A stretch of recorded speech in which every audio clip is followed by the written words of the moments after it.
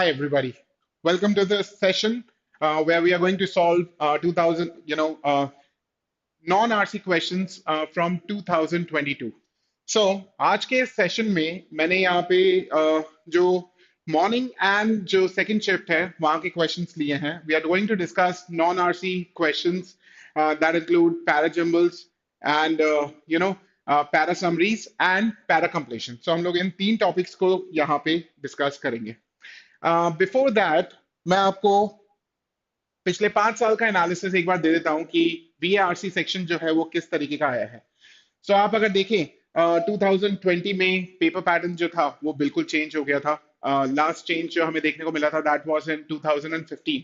So after that 2021 onwards paper pattern जो है वापस कांस्टेंट हो गया है. यू गेट 24 क्वेश्चंस एंड 24 में से जो एमसीक्यू एंड टीटा क्वेश्चंस है that is type in the answers वो 8 क्वेश्चंस हैं एंड बाकी के क्वेश्चंस जो है वो आपके आरसी के आते हैं. नाउ उसमें अगर बात की जाए तो ये समरी के जो क्वेश्चंस है ये कांस्टेंट ही रहे हैं. समरी के क्वेश्चंस की बात करें तो ये कांस्टेंट ही रहे हैं. आप चाहे 2015 से उठा के देख लें, आपके पास समरी के क्वेश्चंस जो हैं वो रेगुलरली फीचर हुए हैं. सो यहां पर भी अगर हम लोग बात करें 2020 ऑनवर्ड्स तीन तीन तीन लास्ट ईयर भी आपके पास 3 क्वेश्चंस थे. The only change that we saw last year was आपके पास पैरा कंप्लीशन के क्वेश्चंस आ गए थे. बिकॉज अभी तक 2015 से लेकर 2021 तक you had questions on odd one out के क्वेश्चंस थे. लेकिन for the first time in many years आपको पैरा कंप्लीशन के क्वेश्चंस आते हुए दिखे थे and that was a big surprise for everybody. Parajumbles की बात करें, again, parajumbles have been, a constant feature on CAT VARC section. So इस बार भी हमें parajumbles देखने को मिले. That was no shock for us. But then, yes, para completion questions जो थे वो definitely, एक surprising element था for every one of us. आगे एक बार देखते हैं. हम लोग begin करेंगे with MCQ questions and TETA questions. MCQ में specifically summary type questions and para completion हम लोग डिस्कस करेंगे एंड टीटा में हम लोग पैराजम्बल्स जो है वो डिस्कस करने वाले हैं. सो 2022 से मैंने स्पेसिफिकली ये क्वेश्चंस उठाए हैं. First we will begin with para summary questions. अब देखो पैरा समरी क्वेश्चंस की अगर बात करें तो पैरा समरी क्वेश्चंस में आपके पास अराउंड 150 वर्ड्स का एक पैराग्राफ होता है and that paragraph is followed by 4 options. आपको उसमें से करेक्ट समरी जो है वो आइडेंटिफाई करनी होती है. अब यार ये समरी की मैं अगर बात करूं तो समरी है क्या. देखो किसी भी पैसेज में ये जो para completion I mean para summary जो क्वेश्चंस हैं वहां पे जो आपके पास आर्ग्यूमेंट आता है वो भी तो एक पैसेज ही है. अब वो पैसेज जो है नॉर्मल आरसी जैसा है वो नहीं है, एक शॉर्ट पैसेज है. सो आप अगर देखें तो passages can be classified under 2 heads, long passages and short passages. So हम लोग पैरा समरी के जो क्वेश्चंस है उसमें जो आपके पास आर्ग्यूमेंट होता है that can be called a short passage, right. इस शॉर्ट पैसेज में भी आपके पास 2 तरीके के पैसेज होता क्या है, पैसेजेस एंड आर्ग्यूमेंट, राइट. अब मैं आर्ग्यूमेंट की अगर बात करूं तो आर्ग्यूमेंट में हैव मल्टीपल थिंग्स. आर्ग्यूमेंट में हैव ओपिनियन, आर्ग्यूमेंट में हैव प्रेमिसेस, ओपिनियन होगा, प्रेमिसेस होंगी, देन इट में हैव सम काउंटर आर्ग्यूमेंट्स जिनको हम लोग काउंटर प्रेमिस बोलते हैं एंड काउंटर आर्ग्यूमेंट के अलावा there can be some additional information. So जिसको मैं एडिशनल प्रेमिस बोलता हूं. तो ये सारी चीजें आपको वहां पे देखने को मिलती है, राइट. अब मेरे को एक बात बताइए, जो आर्ग्यूमेंट है, आर्ग्यूमेंट में एक तो ओपिनियन होगा ऑथर का एंड कुछ की आइडियाज होंगे, राइट. एक ओपिनियन होगा एंड कुछ की आइडियाज होंगे. तो अगर आप ऑथर के ओपिनियन एंड की आइडियाज को आइडेंटिफाई कर पाए, देखो ओपिनियन जो है वो बनता है मेन आइडिया. तो main idea can B summarised in 1 line. कभी कभार आप जब क्वेश्चन सॉल्व करते हैं आपसे पूछा जाता है which of the following is the primary argument of the author, right. Passage पढ़ के आप जो एक लाइन में वहां पे आंसर देते हैं that's opinion, right, main idea. But then what are key ideas. Key ideas को आप सबको एक जगह पे रख लो एंड यू गेट समरी। ठीक है, आपको समरी मिलती है। These key ideas may also have author's opinion. तो कभी भी ऑथर आपको कोई आर्ग्यूमेंट देता है तो उस आर्ग्यूमेंट के मल्टीपल पार्ट्स होते हैं। आप अगर देखें तो ऑथर सबसे पहले कुछ कहेगा, फिर उसको एक्सप्लेन करने के लिए कुछ एग्जाम्पल दे सकता है, और उसी चीज को वो फर्दर एलैबोरेट करेगा। तो अल्टीमेटली मैं फर्दर एलैबोरेशन को की आइडिया का पार्ट नहीं मानूंगा। ऑथर कुछ कह रहा है, अगर उसी चीज को फर्दर एलैबोरेट कर रहा है तो यानी कि एक तरीके से रिपीटेशन ही हो गया। तो अगर वो चीज रिपीटेशन है, why would I consider that you know when I try to find out the summary, तो मैं उसको कंसिडर नहीं करूंगा। सो इसी तरीके से every new idea kept together forms summary। तो जब आप हम ये पैरा समरी के जो क्वेश्चन सॉल्व करते हैं तो हमें उन की आइडियाज पे ध्यान देना होता है। ये सारा समझाने का रीजन बड़ा सिंपल था कि हमें है ना की आइडियाज को आइडेंटिफाई करना है। तो याद रखिए, जो भी आपके पास वहां पे आर्ग्यूमेंट है, वहां की उसकी समरी कैसी होगी, आर्ग्यूमेंट के सारे की आइडियाज को वो कवर करेगी। Summary can not be narrow और वेरी स्पेसिफिक। मैंने कुछ यहाँ पे रूल्स भी लिखे हुए हैं, that was just for the sake of introduction कि हम लोग आरसी को या फिर पैरासमरी क्वेश्चंस को किस तरीके से अप्रोच कर सकते हैं। राइट, सो हमें की आइडियाज को देखना है। तो लेट्स से जो आपके पास 150 या 200 वर्ड्स का जो वहां पे आर्ग्यूमेंट रखा हुआ है, उसके सारे की आइडियाज, वो जो उसमें जो जितने भी की आइडियाज हैं वो सारे के सारे करेक्ट आंसर ऑप्शन में रिफ्लेक्ट होने चाहिए। Right, so let's begin. मैं आपके लिए कुछ रूल्स यहाँ पे रख रहा हूं। अब ये रूल्स जो है ये हर कहीं पे फॉलो हो ऐसा भी जरूरी नहीं है, but then they actually help you और दे गाइड यू कि हम लोग किस तरीके से करेक्ट आंसर ढूंढ सकते हैं। तो सबसे पहले read the paragraph carefully and look for the important nouns. ठीक है, नाउन्स का मतलब you have to look for the subject की वहां पे हम लोग डिस्कस क्या कर रहे हैं। Right, connect them such that you create the right logical relationship. आपको लॉजिकल रिलेशनशिप जो है वो आइडेंटिफाई करनी है। हम लोग यहाँ पे एक क्वेश्चन अभी सॉल्व करेंगे, लॉजिकल रिलेशनशिप जो है वो आपको उससे समझ में आएगी। ठीक है, सो हो सकता है वहां पे पैसेज में एक पर्टिकुलर सब्जेक्ट है जो डिस्कस हो रहा है और मल्टीपल सब्जेक्ट्स और मल्टीपल नाउन्स जो है वो डिस्कस हो रहे हैं, तो आपको उनके बीच में लॉजिकल रिलेशनशिप जो है वो आइडेंटिफाई करना है। Logical relationship cause and effect का हो सकता है और थ्योरी इलस्ट्रेशन का हो सकता है, किसी भी तरीके का लॉजिकल रिलेशनशिप हो सकता है। आपको वो लॉजिकल रिलेशनशिप आइडेंटिफाई करना है। इसी लॉजिकल रिलेशनशिप को आपको आइडेंटिफाई करके अलग अलग ऑप्शंस में देखना है। दैट मींस यहां पे आपको एलिमिनेशन जो है वो बिगिन कर देना है। Elimination always helps. मैं हमेशा ये कहता हूं कि एलिमिनेशन जो है वो आपको हमेशा हेल्प करेगा। रीजन, आपने लॉजिकल रिलेशनशिप देख लिया, दो ऑप्शंस तो बड़ी आसानी से आप वैसे ही एलिमिनेट कर सकते हैं कि इसमें ये पर्टिकुलर लॉजिकल रिलेशनशिप जो है वो फॉलो नहीं हो रहा है, hence this cannot be the answer. So elimination always helps. इसके बाद राइट ऑप्शन जो है, it should not have anything apart from what is given in the passage. अब मैं इस पर्टिकुलर पार्ट को कहता हूं partially correct and partially incorrect. Now what is partially correct and partially incorrect? देखो, पार्शियली करेक्ट पार्शियली इनकरेक्ट ये author का एक टूल होता है। just a moment. Partially correct and partially incorrect की अगर मैं बात करूं तो ये ऑथर का एक टूल होता है। सिंस आई मेक क्वेश्चंस, तो मैं आपको बता सकता हूं कि मैं ये टूल बहुत बार यूज करता हूं।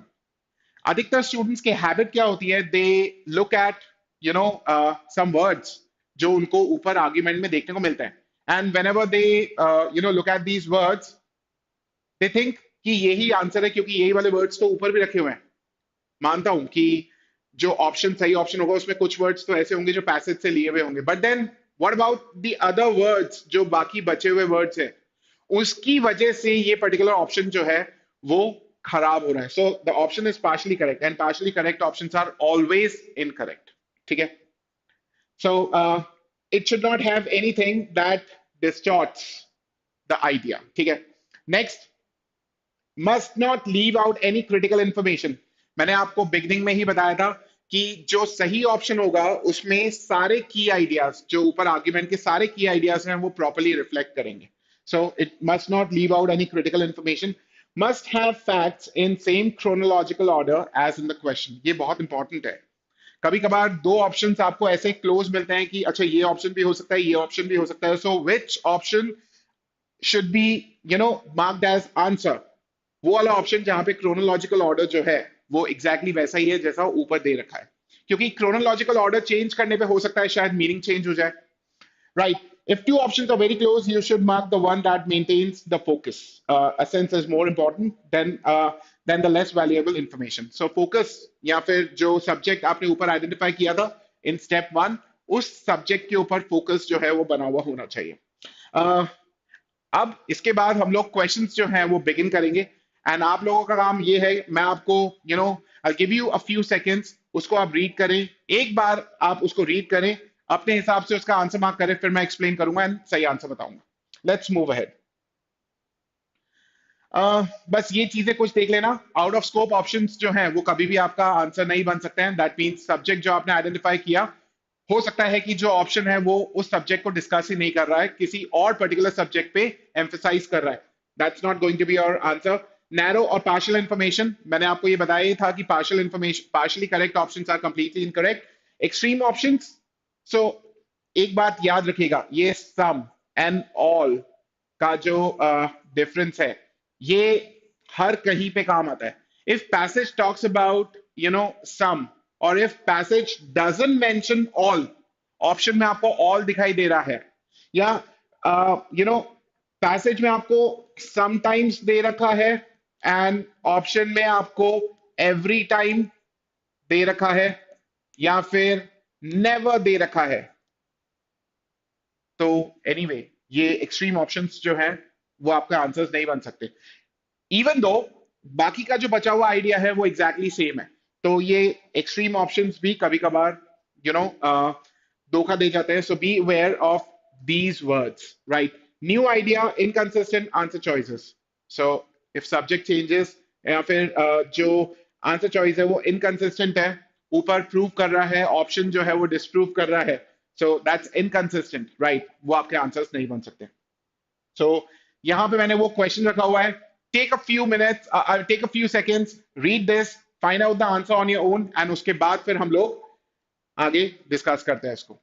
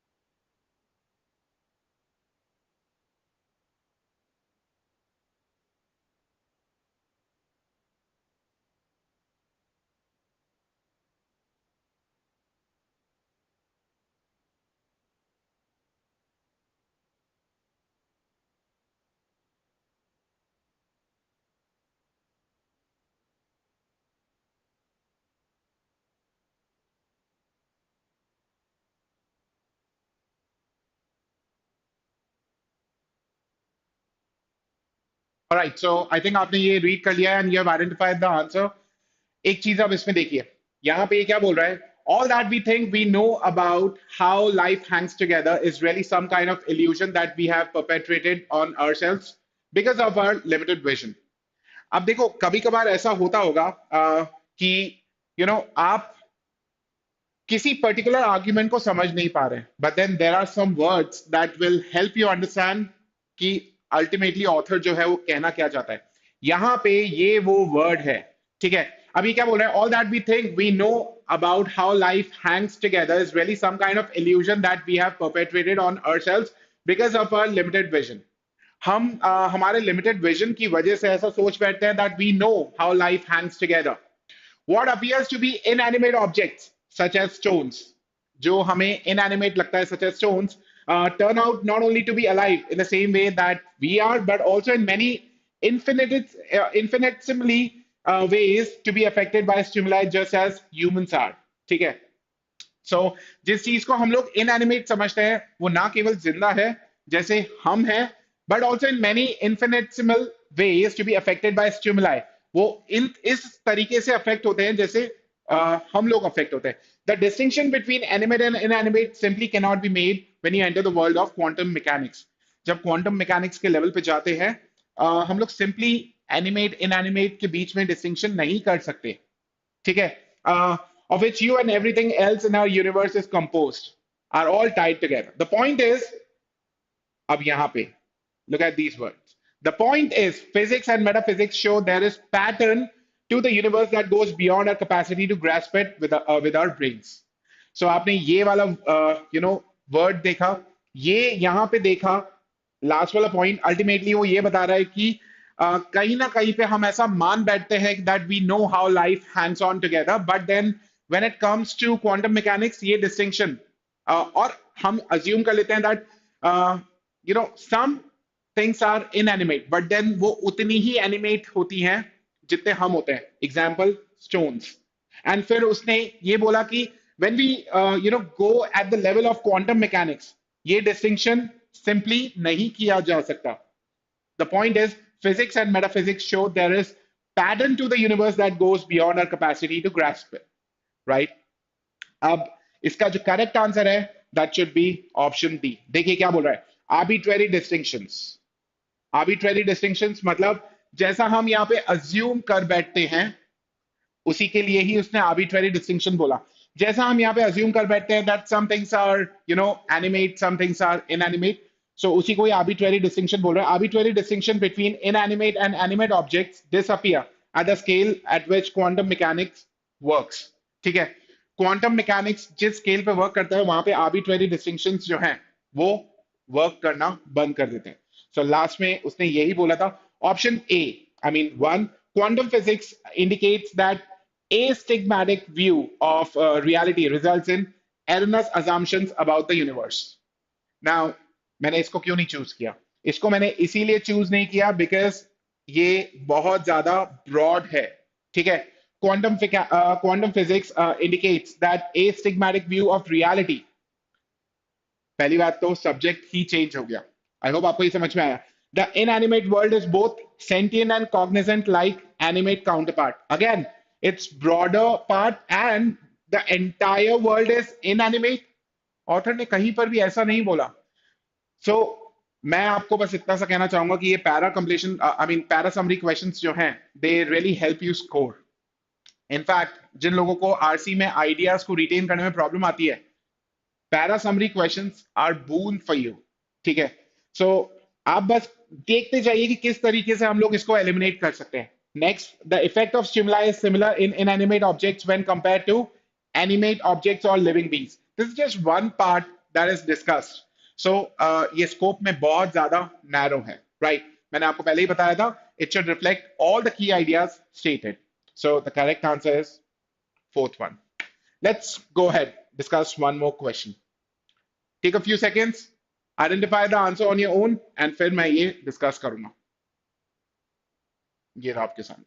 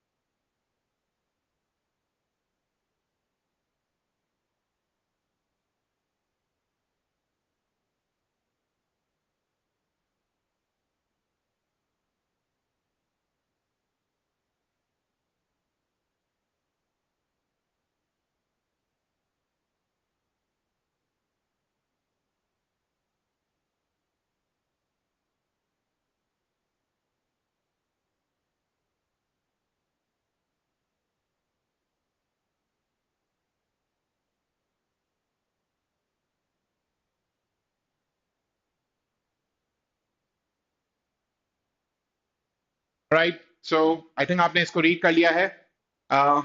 Let's just discuss this question now. ये बोल रहे हैं, it is not that modern historians of medieval Africa have been ignorant about contacts between Ethiopia and Europe. ऐसा नहीं है कि मॉडर्न हिस्टोरियंस जो है मिडाइवल अफ्रीका के, they have been ignorant, they don't know about the contacts between Ethiopia and Europe. They just had power dynamics reversed. उन्होंने power dynamics को reverse कर दिया था. ठीक है. The traditional narrative stressed Ethiopia is weak and in trouble in the face of aggression from external forces. So Ethiopia sought military assistance. जो traditional narrative है वो ये है कि Ethiopia sought military assistance from their fellow Christians to the north. But the real story, अब देखो, यहां से लेकर यहां तक बैकग्राउंड इंफॉर्मेशन को ऑथर जाके सपोर्ट कर रहा है या फिर रिजेक्ट कर रहा है. If I am not mistaken, background information को ऑथर जाके रिजेक्ट कर रहा है. ऑथर बोल रहा है कि ऐसा नहीं है कि मॉडर्न हिस्टोरियंस वर इग्नोरेंट, बस उन्होंने पावर डायनेमिक को रिवर्स कर दिया था. ट्रेडिशनली इथोपिया के बारे में ऐसा बताया गया, बट क्योंकि बट आया, सो डेफिनेटली जो डायरेक्शन है आर्ग्यूमेंट का वो चेंज हो जाएगा. But the real story buried in the plain side in medieval diplomatic texts simply had not yet been put together by modern scholars. इन लोगों ने इस पर्टिकुलर टेक्स्ट को देखा ही नहीं.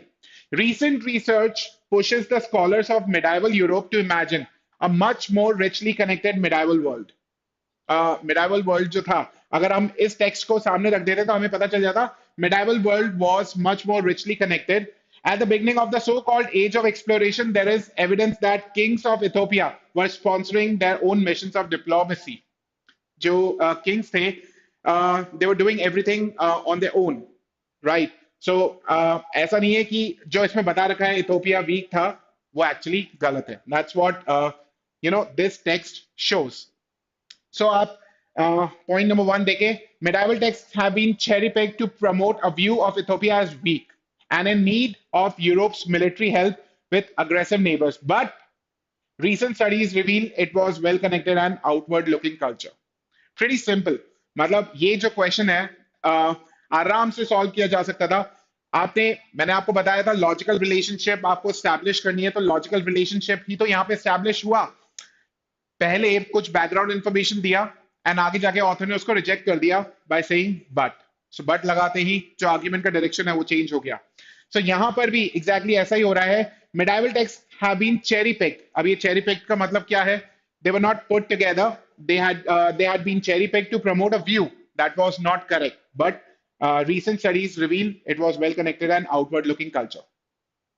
Option 2, historians were under the illusion that Ethiopia needed military protection from their neighbors, but in fact the country had close commercial and religious connections with them.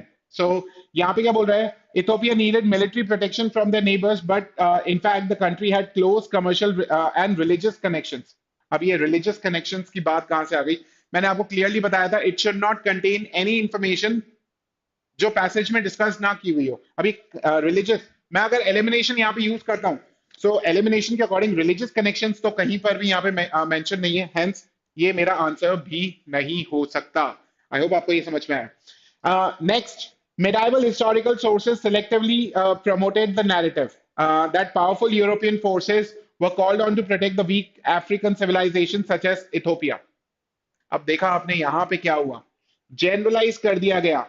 वहां पे specifically बात हो रही है इथोपिया की. Ethiopia is the subject of this argument, but then यहां पे subject ही change हो गया, अफ्रीकन सिविलाइजेशंस आ गई एंड इथोपिया को उसका पार्ट बना दिया गया. अगर इथोपिया उसका पार्ट बन गया है तो यानी कि सब्जेक्ट पूरा चेंज हो गया, हेंस आपका आंसर नहीं हो सकता.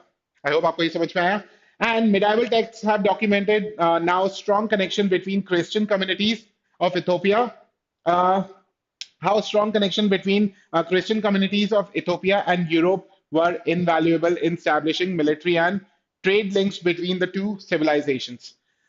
So यहाँ पे Christian communities, क्या वो Christian communities इथोपिया की थी या फिर इथोपिया ने क्रिश्चियन से हेल्प मांगी थी from their fellow Christians to the north? राइट. सो ये जो क्रिश्चियन कम्युनिटीज थी ये ये पर्टिकुलरली इथोपिया की नहीं थी एंड हेंस ये जो ऑप्शन है गलत है.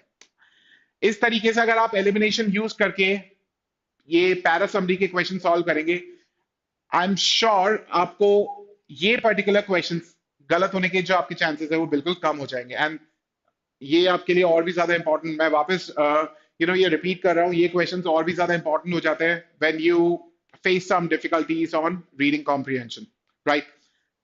Let's go ahead and discuss one more question. Again, take a few seconds, go through all the all the points, and फिर मैं ये discuss करूंगा आपके साथ.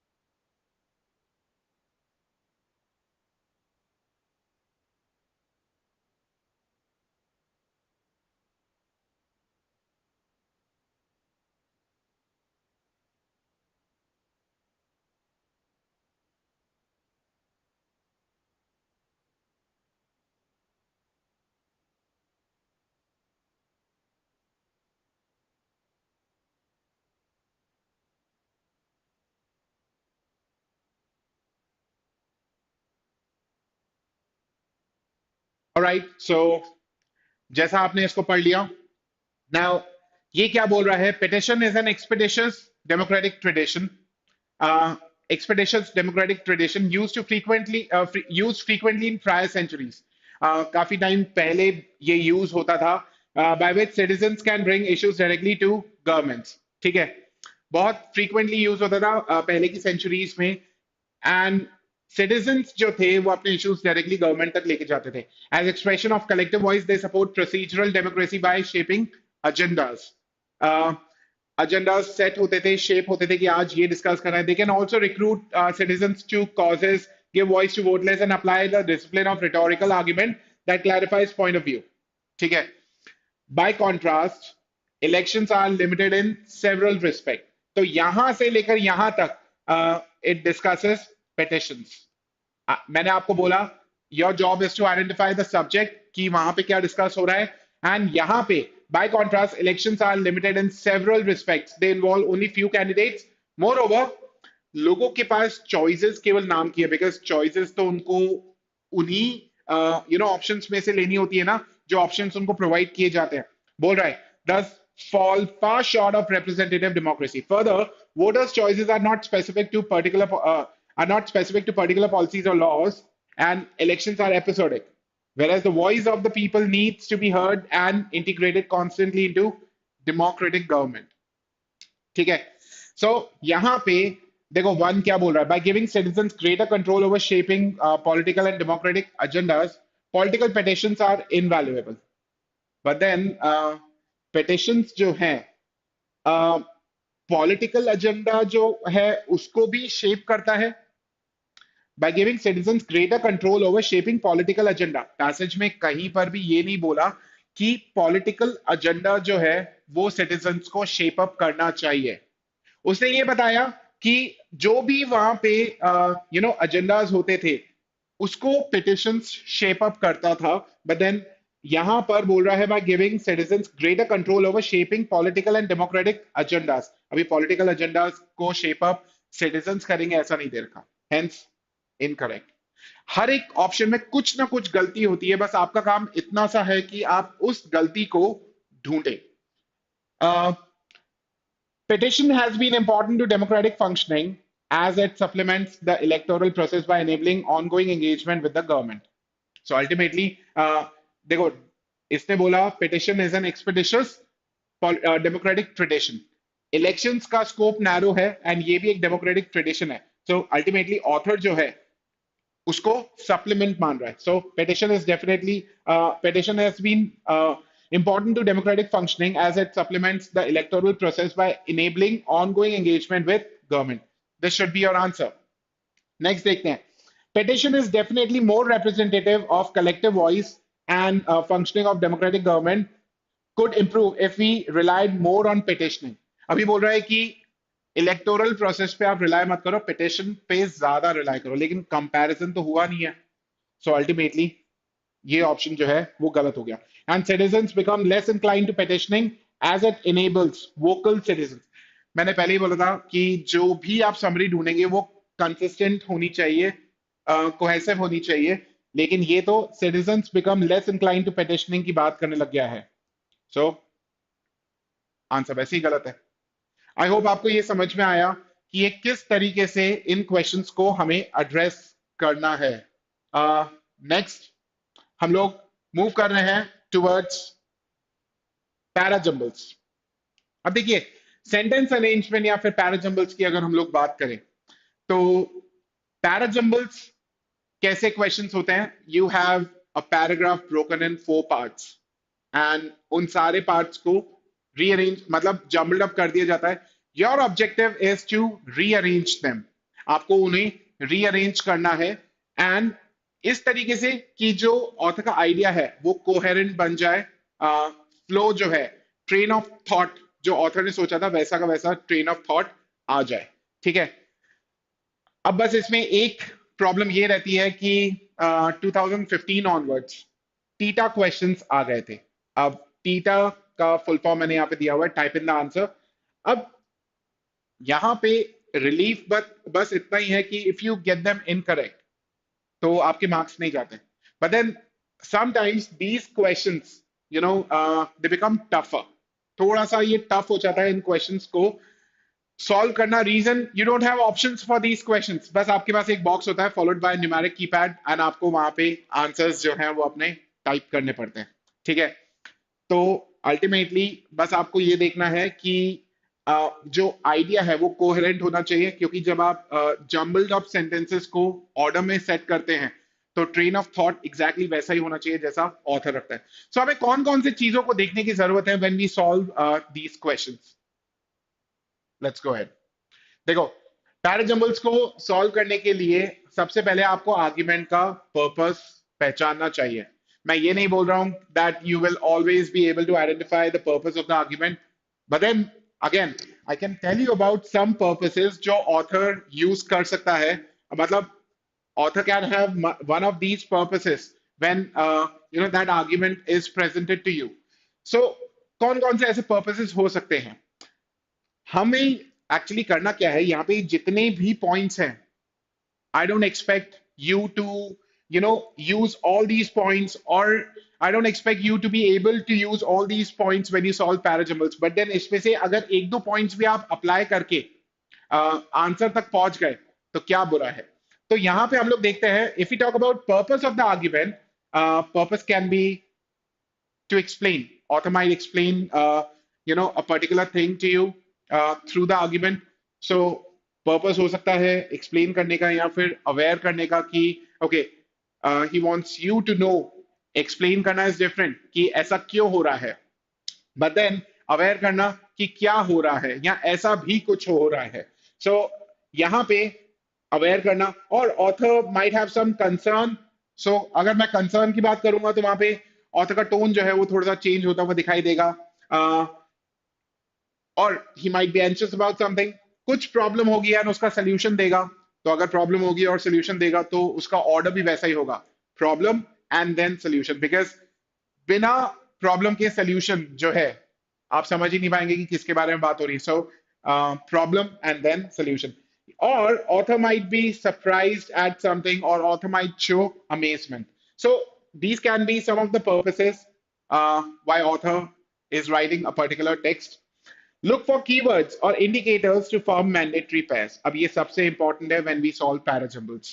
देखो, mandatory pairs बनाने की अगर मैं बात करूं, there are multiple ways जिससे हम mandatory pairs जो है वो बना सकते हैं।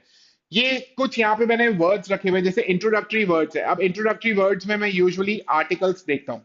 ठीक है, आर्टिकल्स में ए या फिर एन या फिर द, तो अगर आप देखें तो इनडेफिनेट आर्टिकल जो है वो इंट्रोड्यूस करता है एंड डेफिनेट आर्टिकल जो है वो उसको फॉलो करता है। ग्रामर के कुछ रूल्स हैं जो हम लोग यहाँ पे यूज कर सकते हैं एंड ये रूल्स हमें वाकई में हेल्प करते हैं। सो अगर ग्रामर डायरेक्टली टेस्ट नहीं होती है तो एटलीस्ट उसको हम लोग यहाँ पे जरूर यूज कर सकते हैं। सो आर्टिकल्स जो हैं वो आप यहाँ पे यूज कर सकते हैं। प्रोनाउंस जो हैं उसको भी यहाँ पे यूज कर सकते हैं। So unless you know about the subject, pronounce आप किसके बारे में बात करेंगे? बहुत कम ऐसे पैराजम्बर्स देखे गए हैं जहां पे प्रोनाउंस को हम लोग पहले रख रहे हैं एंड सब्जेक्ट को बाद में रख रहे हैं। यूजुअली सब्जेक्ट पहले आता है।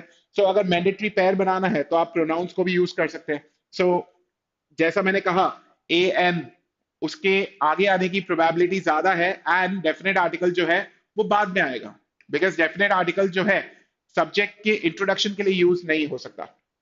कंक्लूडिंग वर्ड्स अगर मैं देखूं तो therefore does hence so as a result, for the reason that ये सारे वर्ड्स जो है ये कुल मिला के आइडिया को कंक्लूड करते हैं। तो डेफिनेटली ये जो पर्टिकुलर वर्ड्स वाले सेंटेंसेस हैं वो आपके फर्स्ट 2 या 3 पोजीशंस पे नहीं आ सकते हैं। ठीक है, तो ये यूजुअली आपके टुवर्ड्स द एंड आते हैं। सिमिलैरिटी एंड कॉन्ट्रास्ट, अब ये सिमिलैरिटी एंड कॉन्ट्रास्ट की अगर बात करें, likewise, more over, similarly, contrast के लिए हाउएवर, बट, येट, ऑल्दो, दो, ये सिमिलैरिटी एंड कॉन्ट्रास्ट। तो आपको देखना है कि आप दो स्टेटमेंट्स के बीच में रिलेशनशिप सिमिलैरिटी वाला है या कॉन्ट्रास्ट वाला है। तो जैसे ही किसी स्टेटमेंट के पहले आपको ऐसे वर्ड्स दिख जाते हैं, likewise, however, though, to conclude, for the reason that, आप इमिडिएटली अलर्ट हो जाने चाहिए हो एंड आपको ये देखना है कि ये पर्टिकुलर सेंटेंस जो है वो किसके साथ मैच हो रहा है, बिकॉज अल्टीमेटली हमारा ऑब्जेक्टिव क्या है? मैंडेटरी पेयर बनाना हमारा ऑब्जेक्टिव है। आई होप आपको ये समझ में आया। सो मैंडेटरी पेयर के लिए जो मैंने चीजें बताई, इसके बाद additional information, moreover, in addition to, या फिर कुछ ऐसे ऐसे वर्ड्स हम लोग ऐड कर दे, not only but also. So ये सारे एडिशनल इंफॉर्मेशन कीवर्ड्स होते हैं। यूज टाइमलाइन और सीक्वेंस। अगर पैसेज में आपको सारे, let's suppose there are 4 parts to a parajumble question, उसमें 3 में आपको प्रेजेंट टेंस दिखाई दे रहा है एंड एक पास्ट टेंस का सेंटेंस आपको दिखाई दे रहा है, तो डेफिनेटली वो तीनों जो सेंटेंसेस है वो एक साथ आएंगे। पास्ट या तो at the beginning of parajumble आएगा या टुवर्ड्स द एंड आएगा, वो बीच में कभी भी उसका रोल नहीं हो सकता। सो पेयर बनाने के लिए आपको टाइमलाइन या सीक्वेंस जरूर देखना चाहिए। मोर ओवर, नाउन प्रोनाउन का मैंडेटरी पेयर के लिए यूज किया जा सकता है। सो नाउन, ये मैंने आपको ऊपर ही बता दिया था कि नाउन यूज करना है, नाउन के बाद ही प्रोनाउन आएगा। प्रोनाउन पहले आ गया तो आप किसको मानेंगे कि यहाँ पे ही या शी जो है, या फिर इट जो है, या फिर दिस है, या फिर दीज है, वो किसको रेफर कर रहा है? So there has to be some noun और सम सब्जेक्ट जिसके साथ इसको कनेक्ट किया जा सके।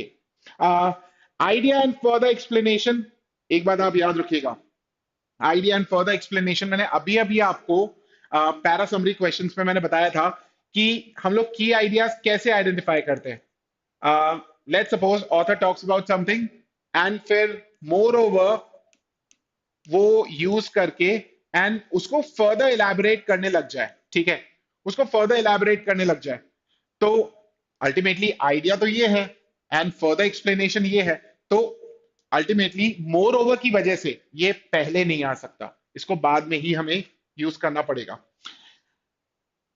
Independent idea remains independent. एक चीज, ये इंडिपेंडेंट आइडिया रिमेन्स इंडिपेंडेंट, ये हम लोग अभी क्वेश्चंस के थ्रू समझेंगे कि ऐसा इंडिपेंडेंट आइडिया ये है क्या। तो इंडिपेंडेंट आइडिया समथिंग, या तो वो मतलब पैराजंबल के बिगनिंग में आएगा और टुवर्ड्स द एंड आएगा। तो इंडिपेंडेंट आइडिया क्या है ये हम लोग अभी क्वेश्चन से समझेंगे। And parajumbles always go from general to specific, remember this, parajumbles always go from general to specific. So सबसे पहले टॉपिक आएगा एंड टॉपिक के बाद सब टॉपिक जो है वो सीक्वेंस में आएगा। ऐसा नहीं कि सब टॉपिक आप पहले मेंशन कर देंगे एंड टॉपिक जो है वो बाद में। ये दोनों चीजें अभी हम लोग एग्जाम्पल के थ्रू समझेंगे। सो रिमेंबर, आइडिया पहले आएगा, एग्जाम्पल उसके बाद में ही आ सकता है। There can be a possibility कि पैराजंबल के 4 स्टेटमेंट्स में से कोई एक स्टेटमेंट जो है वो एग्जाम्पल हो। एग्जाम्पल कभी भी पहले नहीं आएगा। तो पहले क्योंकि example is very specific and idea can be broader as compare to example. तो पहले आइडिया एंड उसके बाद आप वहां पे एग्जाम्पल रखेंगे। Let's move ahead and see this. Look at this. Take a few seconds, solve this, get the answer, and उसके बाद फिर हम लोग डिस्कशन करते हैं।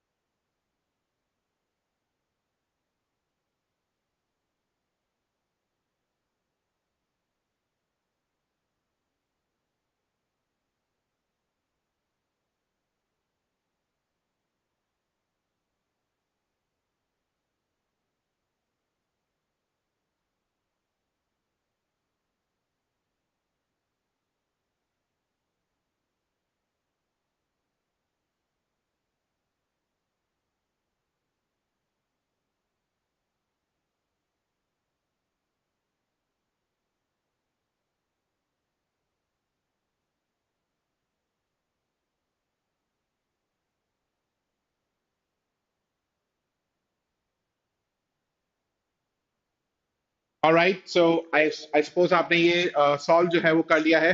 Now let's solve this. अब देखो 20% of the global population is dealing with this symptom. अब ये this क्या है? This की मैं यहाँ पे बात नहीं कर सकता। मुझे this symptom कुछ तो पता होना चाहिए। So this cannot be my opening statement. अच्छा, नेक्स्ट बोल रहा है if you're suffering from insomnia and have to rely on sleeping pills, you're not alone. तो आप अलोन नहीं हैं। अगर आप अलोन नहीं है दैट मीन्स कोई और भी आपके साथ, क्या 1 and 2 में आपको कनेक्शन दिखाई दे रहा है? Definitely, you're not alone. 20% of the global population is dealing with this symptom. Now, what symptom are we talking about? Insomnia. And has to take sleeping pill on daily basis to get some rest. ठीक है? So, सबसे पहले यहाँ पे 2 and 1 का एक mandatory pair बन रहा है। मेरा काम है पहले मैंडेटरी पेयर बनाना। आगे बोल रहा है while there could be multiple causes of insomnia, habitual and psychological factors significantly influence your sleep patterns. There can be multiple causes of insomnia. Habitual and psychological factors significantly influence your sleep pattern. अब ये sleep pattern आ गया। मुझे यहाँ पे कोई link नहीं मिल रहा। Let's go ahead. Studies demonstrate that mobile blue light inhibit our sleep and also has negative impact on our long-term health. It is highly recommended that you avoid your mobile light at all costs 1 hour before you fall asleep. Again, इन दोनों में मेरे को hardly कोई relationship दिखाई दे रहा है। Let's go ahead. Fortunately these are within our control. अब ये देखो, these are within our control. So ये एक ये वाला वर्ड देखना while एंड एक ये वाला वर्ड देखना fortunately.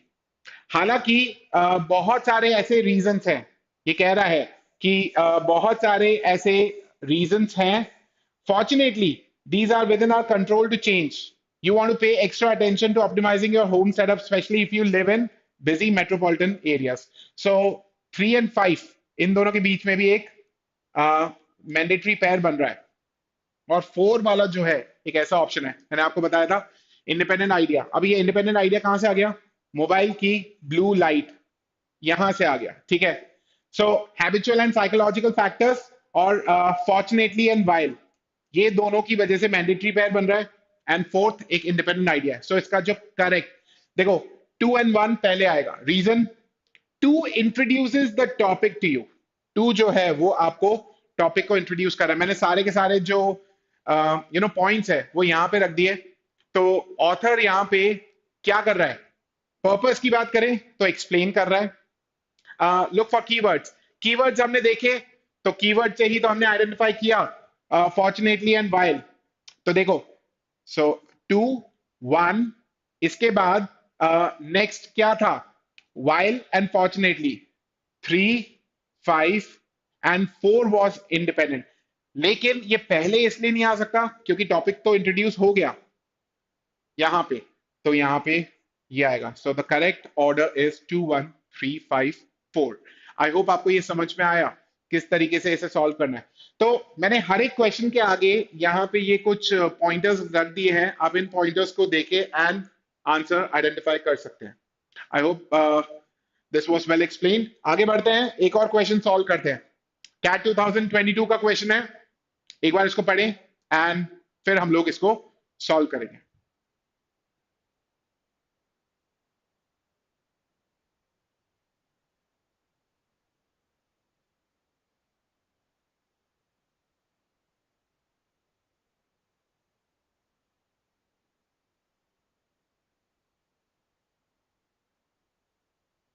Alright, so I suppose आपने ये देख लिया है।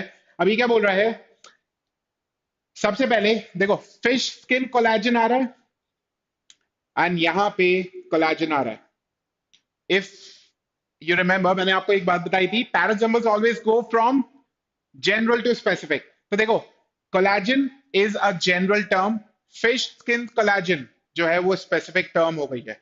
सो अगर हम लोग देखें, सबसे पहले collagen is one of the main structural proteins in connective tissue in human body, is well known for promoting skin regeneration. ठीक है, अब आप अगर नेक्स्ट देखें तो यहां पे ये क्या बोल रहा है, कोलेजन के बाद fish skin collagen has excellent thermostability and tensile strength, making it ideal for use as bandage that adheres to skin.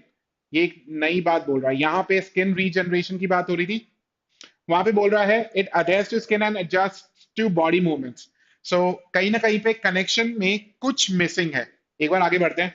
Fish skin swims in here as disease and bacteria that affects fish that affect fish are different from the most human pathogens। अब ये तो human को affect करने की बात हो रही है, जबकि सेकंड देखें तो कोलेजन जो है वो बॉडी में स्किन रीजनरेशन का काम करता है, और यहां पे बात हो रही है कि देर इज सम प्रॉब्लम जो ह्यूमन पैथोजन से अलग है, जो प्रॉब्लम, ऐसी प्रॉब्लम जो ह्यूमंस में प्रॉब्लम से बिल्कुल अलग है। सो आप 4 देखें, 4 एंड 3 का डेफिनेटली आपको एक लिंक दिखाई देगा। The risk of introducing disease agents into other species through the use of pig and cow collagen proteins for wound healing has been uh, inhibited its broader application in medical field। तो ये क्या बोल रहा है कि जो pig and cow collagen से बने हुए प्रोडक्ट्स हैं, उनसे डिजीजेस ट्रांसफर हो जाती हैं, एंड डिजीज अगर ट्रांसफर हो रही है तो डेफिनेटली इसकी वजह से broader application in medical field रुक गया। फिर वो बोल रहा है fish skin swims in air. अब आती है बात फिश स्किन की। क्यों? क्योंकि फिश स्किन में जो यू नो बैक्टीरिया होते हैं जो फिश को अफेक्ट करते हैं, that are different from most human pathogens. Humans में जो पैथोजेंस होते हैं उनसे बिल्कुल अलग होते हैं, तो इस पर्टिकुलर कोलेजन से कोई प्रॉब्लम नहीं होती है। And last, fish skin collagen has excellent thermostability, so the correct order for this one is 2 4 3 1, जहां पे 3 एंड 4 का एक डेफिनेट पेयर बन रहा था। 4 जो था वो इंट्रोड्यूस कर रहा था, 4 कह रहा था कि एक प्रॉब्लम है जिसकी वजह से ह्यूमंस को प्रॉब्लम हो सकती है, और फिर 3 बोल रहा था कि अगर आप इसको यूज करोगे तो ह्यूमंस को कोई प्रॉब्लम नहीं होगी। So definitely there was a logical connection between 4 and 3। 2 was introduction, बचा 1, तो 1 एंड 3 का डेफिनेटली एक कनेक्शन था। तो इस वजह से the correct order is 2 4 3 1। I hope आपको ये समझ में आया। Let's move to one more question and इसको और अच्छे से देखते हैं। आप इसको एक बार रीड करें, take a few seconds, just read this and उसके बाद फिर हम लोग डिस्कस करते हैं।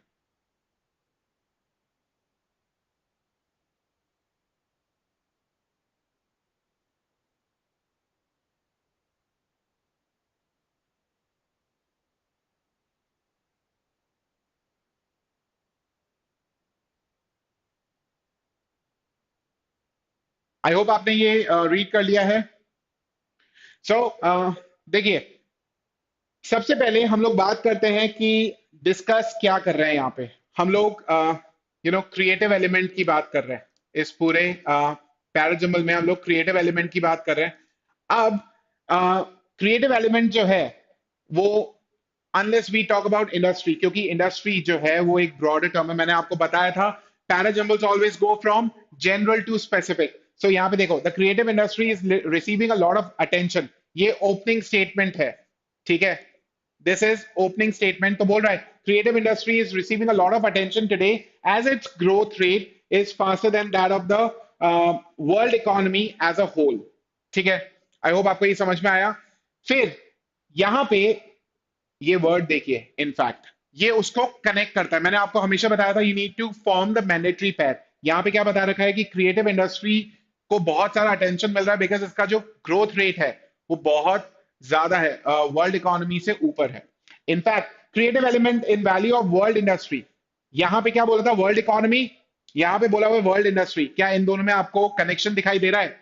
Definitely there is a connection. तो एक कनेक्शन ये, एंड दूसरा ये जो वर्ड का कनेक्शन है, इन दोनों से आप एक मैंडेटरी पेयर जो है वो फॉर्म कर सकते हैं। So one is three and second is two, ठीक है। In fact creative element in the value of world industry would be larger still if we added contribution of creative element in other industries such as design of tech accessories, ठीक है। So three to creative, अच्छा हम लोग अभी तक किसकी बात कर रहे हैं? क्रिएटिव एलिमेंट की बात कर रहे हैं। तो एक बात याद रखना, पैराजम्बल्स में अगर दो टॉपिक्स चल रहे हैं, ए एंड बी, सो जब तक ए फिनिश नहीं होगा तब तक बी बिगिन नहीं होगा। So you have to keep all S together at one place and उसके बाद आप बी को लेके आएंगे, ठीक है।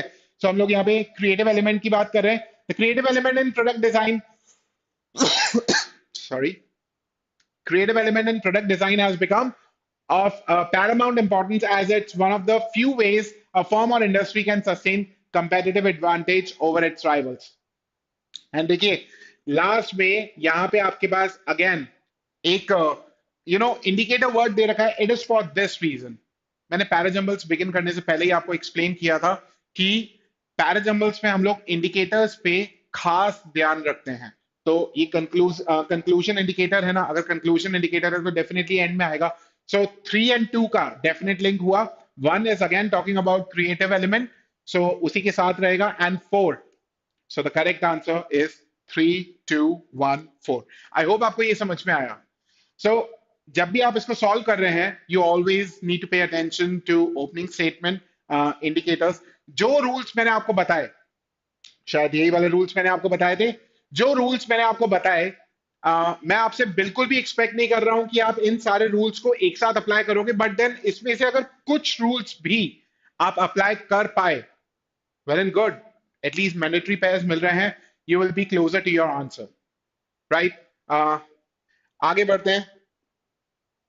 अगेन अब ये जो पैराजम्बल है, प्रीवियस पैराजम्बल से थोड़ा सा लेवल ऑफ डिफिकल्टी में ज्यादा है। Let's see, take a few seconds, read this, फिर डिस्कस करते हैं।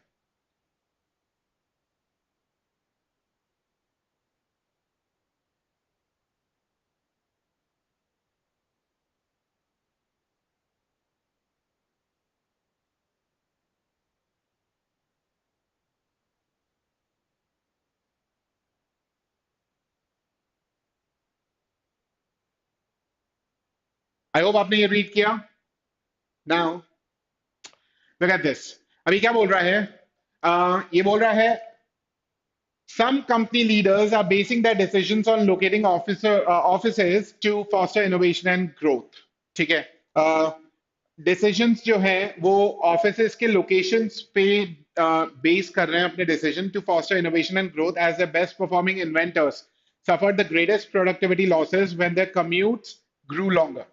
अगर कम्यूटेशन जो है वो बढ़ गया तो कुछ बेस्ट परफॉर्मिंग इन्वेंटर्स जो है उनका क्रिएटिविटी लॉस होता है। तो यहां पर some company leaders are basing their decisions, ये दे रखा है। नेक्स्ट दे रखा है shorter commute support innovation by giving employees more time in the office and greater opportunities. अभी तक तो मुझे ये लिंक यहाँ सिंक में डेफिनेटली दिखाई दे रहा है।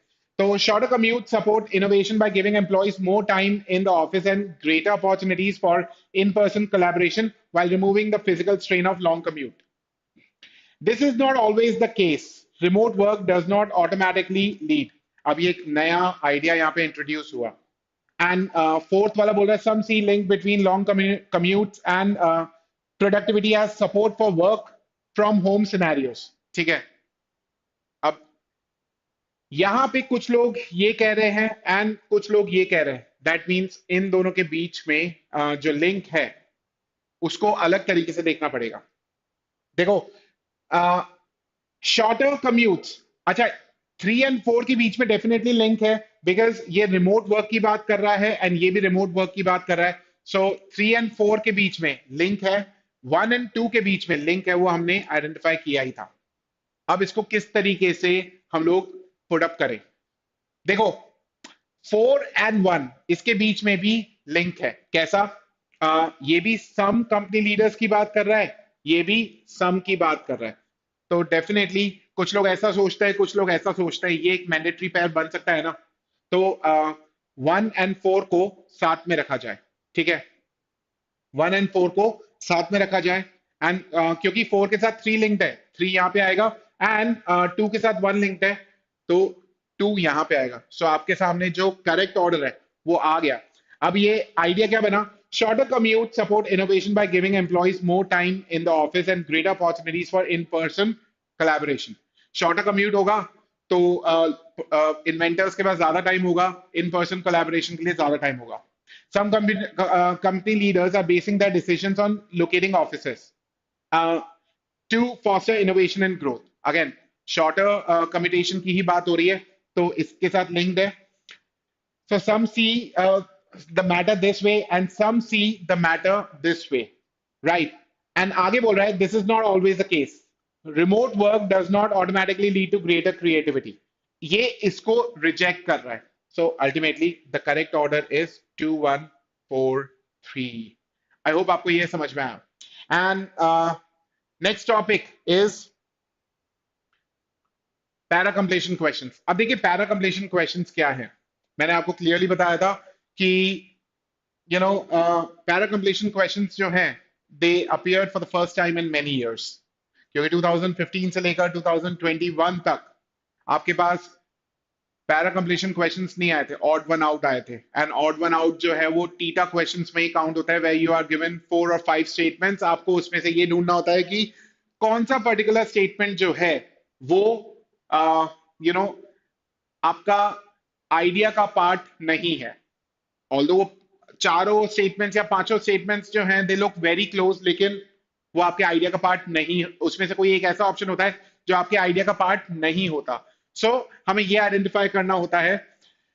यहां पे पैरा कंप्लीशन क्वेश्चंस जो हैं वो टीटा से निकाल के एमसीक्यूज में डाल दी गए। That means if you get these questions incorrect, because you have options, and if you get these questions incorrect तो नेगेटिव मार्किंग आप अट्रैक्ट करेंगे, ठीक है। सो हमें सबसे पहले क्या करना होता है, you need to identify the train of thought. Writer क्या सोच के ये पर्टिकुलर पीस जो है वो लिख रहा है। आप इसमें देखिएगा जो इनकरेक्ट ऑप्शंस होते हैं ना, वो इनकरेक्ट ऑप्शंस में बहुत सारी जगहों पे देयरफॉर लगा के दे दिया जाता है। तो क्योंकि जो भी ये आर्ग्यूमेंट पढ़ता है उसको देयरफॉर डज हेंस सो बहुत अपीलिंग लगते हैं, तो वो सोचता है कि अच्छा इसको कंक्लूड ही करना है, तो वहां पे देयरफॉर डज हेंस सो वाले ऑप्शन को सिलेक्ट करके एंड आंसर मार्क कर देता है। बट देन आपको इसको क्वेश्चन को कभी भी सब्जेक्टिवली ट्रीट नहीं करना, अपना पर्सनल ओपिनियन जो है वहां पे नहीं रखना, क्योंकि स्ट्रक्चर क्या है आप वो तो आइडेंटिफाई करो। Unless you identify the structure आप इसको मार्क ही नहीं कर पाओगे। Therefore does hence so as a result ये वाले ऑप्शंस जो हैं वो आपको बहुत ज्यादा अपीलिंग लगेंगे। So different structures of these questions वो कौन कौन से हो सकता है जो आर्ग्यूमेंट आपको दिया हुआ है वो कॉज एंड इफेक्ट वाला हो सकता है प्रॉब्लम सोल्यूशन वाला आर्ग्यूमेंट दिया हो सकता है क्रोनोलॉजिकल ऑर्डर में हो सकता है थ्योरी एंड इलस्ट्रेशन अप्रोच वहां पे रखी हुई हो।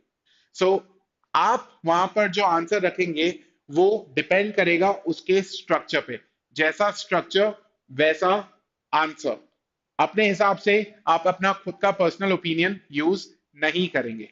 What not to do, irrelevant options कैसे होते हैं? देखिए, सब्जेक्ट आपने आइडेंटिफाई किया, अभी अभी हमने पीछे की जो 2 टॉपिक्स पढ़े थे वहां पे आपने देखा था कि सब्जेक्ट जो है वो किस तरीके से चेंज हो जाता है। So irrelevant options may have different subject, one that is different from the one discussed in the argument. Repetition of idea, क्योंकि ये पैरा कंप्लीशन है, जो आइडिया ऊपर आपको दे रखा है अगर वापस वो ही रिपीट हो रहा है तो वो आपका आंसर नहीं बन सकता। कॉन्ट्रडिक्शन टू मेन आइडिया, अगर मेन आइडिया की कॉन्ट्रडिक्शन की बात, मेन आइडिया में लेट्स सपोज ऊपर आर्ग्यूमेंट में author is trying to justify something, अब जो वो जस्टिफाई करने की कोशिश कर रहा है ऑप्शन जो है वो कॉन्ट्रडिक्ट नहीं कर सकता। ऊपर author is trying to prove something, आप उसको डिस्प्रूव नहीं कर सकते। broadness and opinion, if passage talks about or argument talks about a particular thing, जैसे हमने इथोपिया वाला क्वेश्चन किया था, so if option आर्ग्यूमेंट जो है वो थोड़ा सा स्पेसिफिक सब्जेक्ट को डिस्कस कर रहा है एंड ऑप्शन जो है वो ब्रॉड हो गया तो वो आपका आंसर नहीं बन सकता। टोन अगर इनकंसिस्टेंट है, कभी ऑथर जो है वो कंसर्न दे रहा है या फिर ऑथर जो है वो किसी चीज को एक्सप्लेन कर रहा है, सो अगर एक ऐसा ऑप्शन है जहां पे टोन क्रिटिकल हो गई वो आपका आंसर नहीं बन सकता। So you need to pay attention to tone as well and introduction of new theme. Let's look at the question. ये आपके सामने पैराग्राफ है यहां से यहां तक and this is the sentence. You need to identify कि ये चारों में से कौन सी जगह पे फिट बैठेगा। So I give you a few seconds, एक बार आप इसको रीड कीजिए फिर डिस्कस करते हैं हम।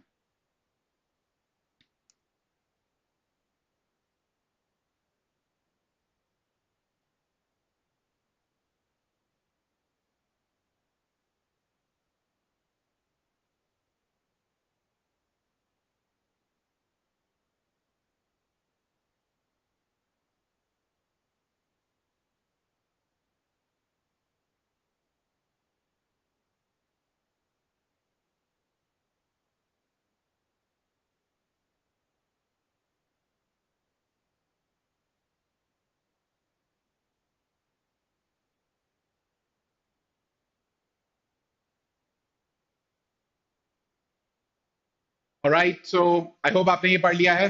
नाउ कैट 2022 का एक क्वेश्चन है। अब ये क्या बोल रहा है देखिए, never before has population nearly all of whom has enjoyed at least a secondary school education has been exposed to so much information। Population को शायद ही इतना ज्यादा इंफॉर्मेशन का एक्सपोजर मिला हो, whether in newspaper and magazines और through YouTube, Google and Facebook. फिर यहाँ पे आ रहा है डैश। आप पहले ये वाला सेंटेंस देखिए ये क्या बोल रहा है, बिकॉज अगर आप मेन आइडिया को समझेंगे उसके बाद ही आप डिसाइड कर पाएंगे कि ये पर्टिकुलर सेंटेंस जो है इन चारों में से कौन सी जगह पे रखना ठीक रहेगा। It says having made citizens more and less knowledgeable, having made citizens more and less knowledgeable than their predecessors, the internet has proved to be both a blessing and a curse। ठीक है, तो यहाँ पे क्या बोल रहा है, शायद ही किसी पॉपुलेशन को इतना ज्यादा एक्सपोजर मिला होगा इंफॉर्मेशन का, चाहे फिर वो न्यूज़पेपर से हो, मैगजीन से हो, यूट्यूब से हो, गूगल से हो और फेसबुक से हो।